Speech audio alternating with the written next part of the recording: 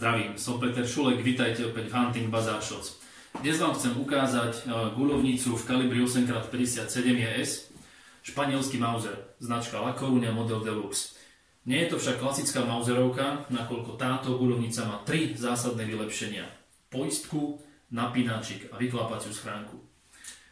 Klasické Mauserovky, možno to poznáte, niekedy ťažko ovládateľná trojpolohová poistka motýlikového typu popod optiku, sú potrebné 2 prsty na jej odistenie zaistenie.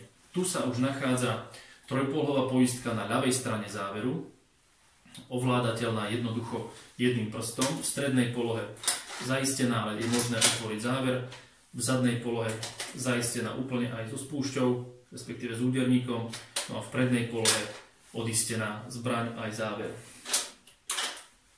Ďalšie výborné vylepšenie napínačik. Namiesto klasického nemeckého napínačiku alebo verzie bez napínačiku je tu osadený napínačik francúzskeho typu.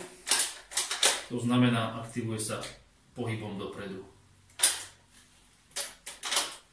A tretia zásadná vec, vyklapacia schránka.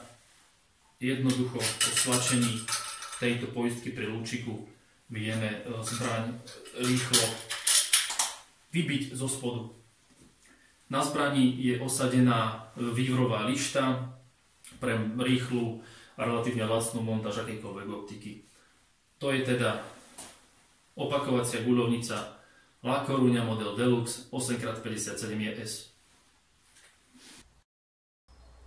Na zbraň som osadil puškohľad Leupold VX3 3,5 až 10x50.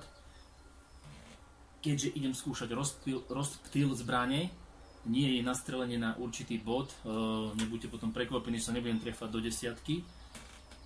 Skúšame, ako blízko pri sebe pôjdu 3 zásahy na 50 metrov. Nie sme na športovej súťaži, na súťažnej streľbe, takže nie je podstatou triafať do desiatky, ako sa ma niekedy niektorí pýtajú, prečo to nie je v strede, ale vyskúšame, ako blízko budú pri sebe 3 zásahy.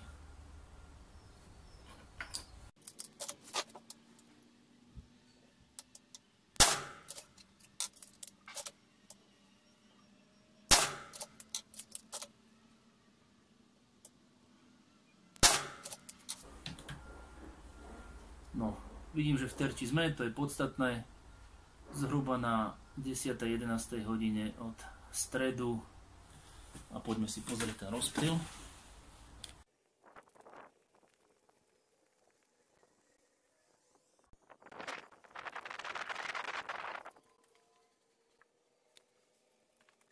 Tak a teraz to isté skúsime s druhým strelivom.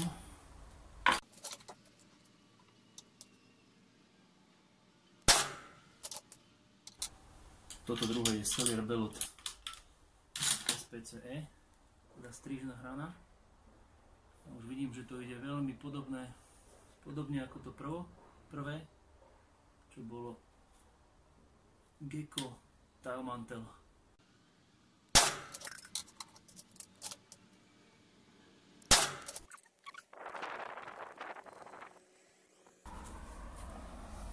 Tak, Cellier Bellot 1, 2, 3.